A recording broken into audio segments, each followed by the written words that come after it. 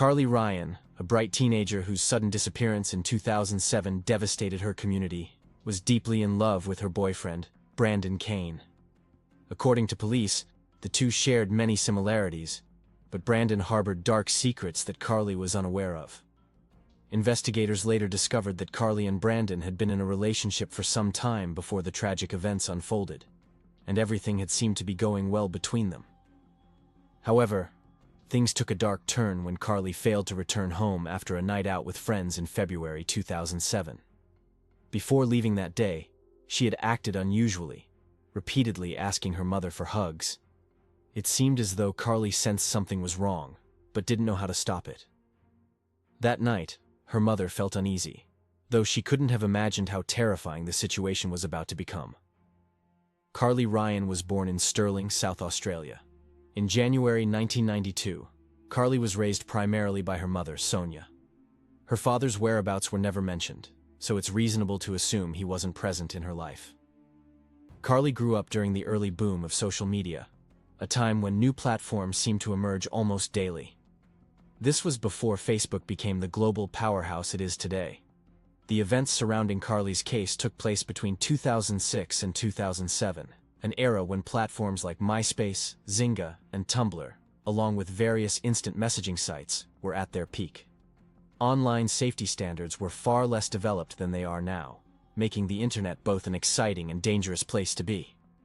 Since Carly was still just a young girl, her mother, Sonia, wasn't entirely comfortable with her online activities. Sonia was very close to her daughter and knew nearly everything about her life. She often passed by the computer to see what Carly was up to, but she trusted her judgment, believing that Carly was intelligent and cautious enough to stay safe.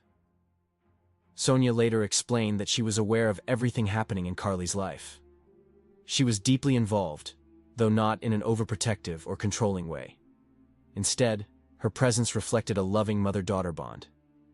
Given that it was just the two of them, it's no surprise that their relationship was especially close during that time. The internet, put it mildly, posed serious risk. Carly spent a lot of time on a site called Bodycon, which, for those unfamiliar, was exactly what it sounds like. Users would post pictures of themselves, and anonymous visitors would rate their bodies. The major problem with this site, as mentioned, was the near-total lack of safety measures. The site emphasized privacy, meaning there was no guarantee that the photos actually belonged to the person who posted them. On top of that, it attracted many teenagers, which made the environment particularly unsafe. It also became a hangout for older men with malicious intentions. Thankfully, this website has since been shut down. Carly was often described as a scene girl, a broad term for young people deeply immersed in gothic and punk culture. These kids enjoyed bands like Black Veil Brides, Asking Alexandria, and Escape the Fate, while also reading books like Twilight. Their style often included black jackets, headphones, and other dark clothing from head to toe. For Carly, this subculture provided a sense of identity and belonging. She also connected with communities on sites like vampirefreaks.com, another online hub for goth and emo culture. Carly was very active online, spending countless hours on MySpace. Her profile reflected the typical MySpace style: gothic selfies, heavy makeup, links to her favorite sites, and quotes from books she loved. Through this, she made many friends by sharing her enthusiasm for the things she enjoyed. Among her online connections, Carly was particularly drawn to one friend, an 18-year-old named Brandon Kane. Though he lived on the other side of the world, born in Texas and recently relocated to Brisbane, Australia, they quickly became close. It seemed almost fated, as they shared the same taste in music and many common interests. Their relationship progressed quickly. In real life, Carly began telling her friends about her new online connection. Before long, she stopped referring to him as just a friend and started calling him her boyfriend. Sonia seemed pleased that her daughter had found someone she could be so open with. Although Brandon was a few years older than Carly, Sonia didn't view it as a major concern. She occasionally glanced over Carly's shoulder to see their conversations, but never noticed anything alarming. Eventually, they began video chatting, and Brandon appeared to be exactly the person he claimed to be. Carly was overjoyed. She loved having someone so close, even though her boyfriend lived more than 20 hours away. But things soon took a troubling turn. Brandon Kane began to dominate Carly's life. Because they shared everything with each other, he quickly learned all the details of her daily activities. Most teen relationships, especially online ones, don't last very long, which makes Carly and Brandon's story unusual. Yet they stayed together for over 18 months without ever meeting in person. After about a year of communicating, Brandon wanted to introduce Carly to his father, Shane, which he did through a video call. Eventually, Carly began talking about Shane almost as much as she talked about Brandon. This made Sonia start to feel a little uneasy, so she asked Carly why she was so interested in Shane. Carly explained that Brandon and Shane were very close, much like the bond she shared with her mother. Sonia cautioned Carly to be careful, and Carly reassured her that she would immediately tell her mom if anything ever felt strange or uncomfortable. Feeling somewhat relieved, Sonia let the matter drop. Later, she learned that Shane worked as a security guard and had to travel occasionally for his job. In February 2007, Shane was traveling across Australia for work. On his return to Brisbane, he offered to stop by Sonia's house to deliver birthday gifts that he and Brandon had bought for Carly the previous month.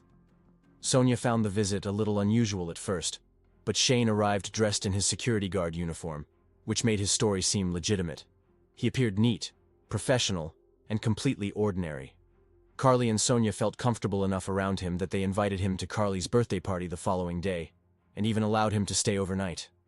Shane also offered to take Carly shopping while he was in town. In my view, this situation was definitely unusual.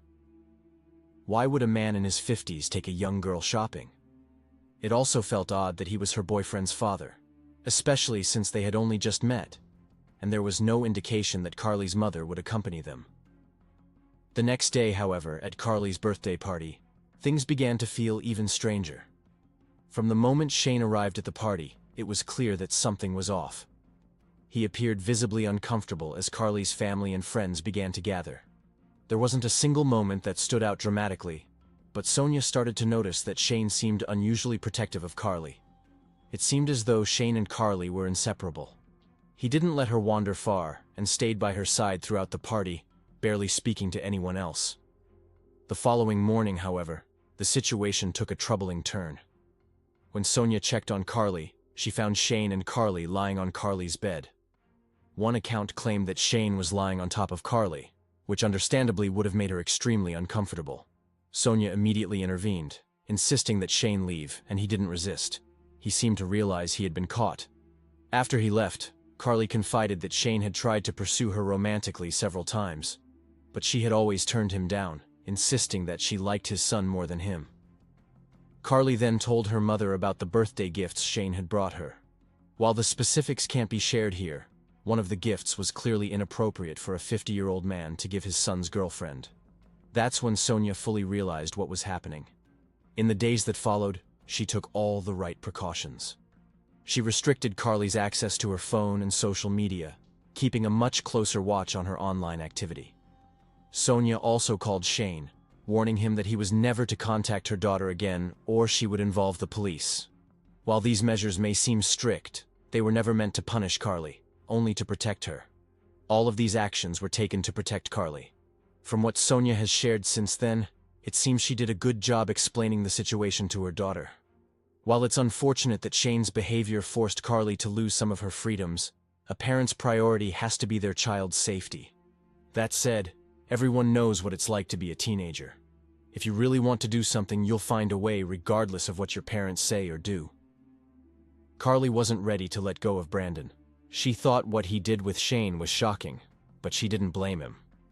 As soon as her mother forbade her from speaking to Carly, quickly returned to her usual rebellious ways.